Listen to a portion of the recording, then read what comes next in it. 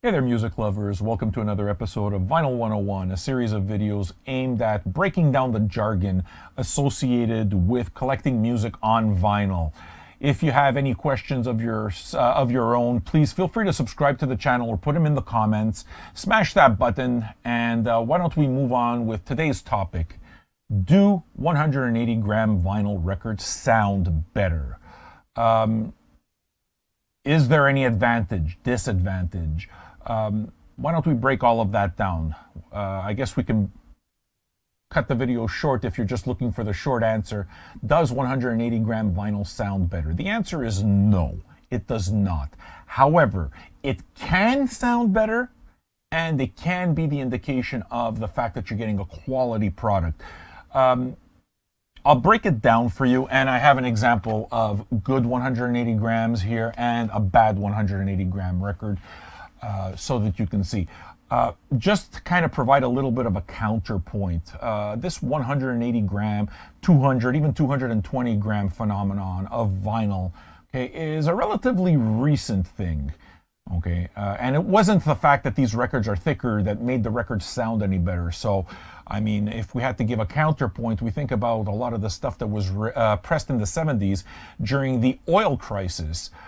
They were trying to basically save petrol, so you'd see a lot thinner records. RCA had what they called the Dynaflex series that you can literally wobble in your hand, and they used to market it as the record is so flexible that the needle will track better.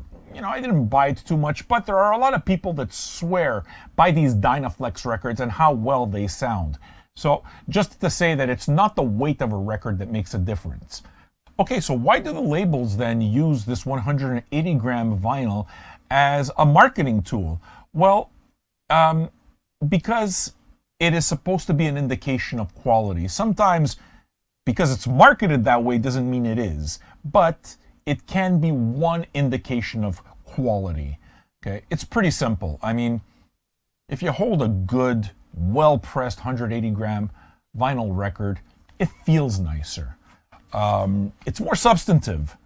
And the entire idea is that when it's on the platter, it's less subject to warping as well. And warping is a problem, right? So that's basically the idea. Now, if we just look at that quality, in other words, the weight of the record, and use that as an indicator to say that that's a good record, that would be wrong, because there are a whole lot of things that take precedence over how heavy a record is. Okay, the source of the music, right? Is it analog? Is it recorded from digital? Is it CD? Makes a difference. Is it mastered for vinyl? Makes an enormous difference. I think that these things are far more important than the 180 gram vinyl. But still, you know, they sell it as a marketing tool. So what it is that I did is I pulled out two records to kind of show you a little bit of a difference of where you see 180 gram vinyl and it doesn't mean anything, and where you have an example where it's very clearly just one of many little things that make the record a premium product, so they're not lying on it. Okay, the first one I can talk about is this right here. Excellent record, no argument there, right? Shuggy Otis, Freedom Flight, Strawberry Letter 23. I saw this and I bought this maybe in, I don't know, 2005 or something like that, because I just wanted Shuggy Otis on vinyl. Now, this is what they call a Scorpio press, okay? In other words, this is the cheap stuff. But it came with this big sticker. I wasn't able to find the sticker. It came with this big sticker that said 180 gram vinyl, right? Now, how do you know that it's a bad record? Obviously, your ears. But before you even put the record on the turntable, how do you know? Well, look, just looking at the jacket, if the jacket is flimsy, it should already begin starting to tell you something. Okay. The second thing that tells you is an indicator is, see this paper sleeve? If you take a look at the record, I'm pretty sure that you're not going to be able to see it, but the record has little paper scuffs on it. There's little surface marks all over it. And the reason that is because it's put in a cheap paper sleeve. So the reason it is that I'm pointing these things out on a video about 180 gram vinyl is because a lot of times you'll see 180 gram vinyl, like the case with this Shuggy Otis record, but everything else around it is cheap. That's where it is that you should tell yourself something, because look, putting it in these cheap paper sleeves versus putting him through really good anti-static sleeves is a couple of pennies. Getting a proper jacket rather than this flimsy thing gives you another indication that you're not dealing with good, you're dealing with cheap. And then of course, you know, I know now that Scorpio, a lot of the stuff was sourced from CD and bootleg stuff sometimes, as a matter of fact, but just feeling the record also, you know, not only did I mention the surface, but something like the edge. You can see this, the edges are pretty sharp here.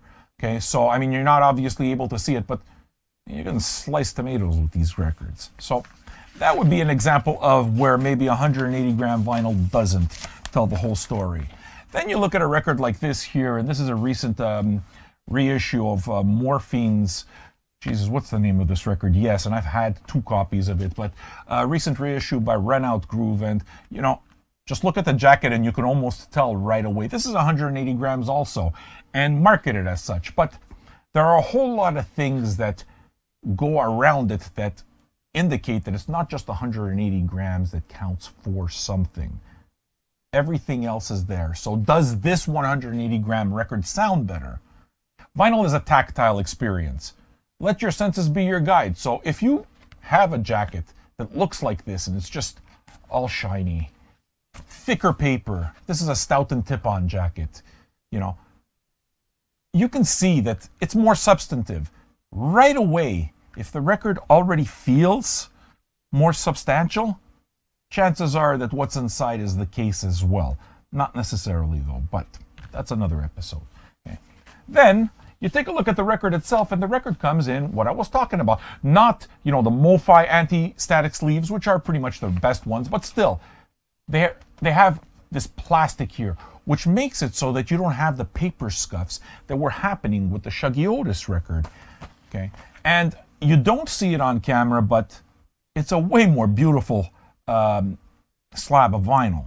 The little paper scuffs are not there. There's no markings. That actually, I should mention that the other record had dimples in it as well. Okay, so you can see that the craftsmanship here is another thing. And when it comes to the edges are smooth. Okay, so that's to say that it's all parts of the record that make it so that you have that quality experience that is being promised to you by this 180 gram marketing sticker.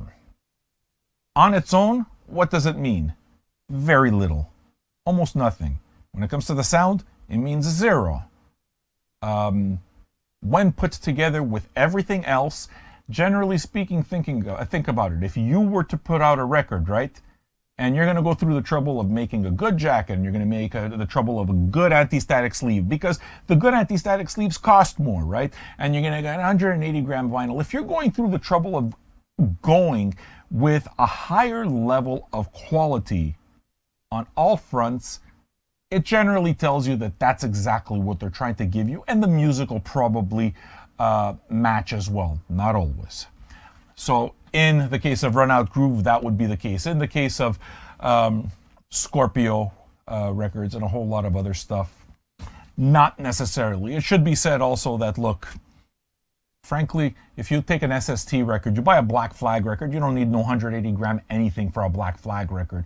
Black Flag records aren't supposed to be audiophile. They're supposed to cost $15. That's the whole point. And the fact that they sound like shit is the point. So that is the end of the show. Do you have other questions? Smash on the button if you like these types of episodes and want to subscribe, and leave your questions in the comments section. And until the next time, Sam the Record Man is boom out.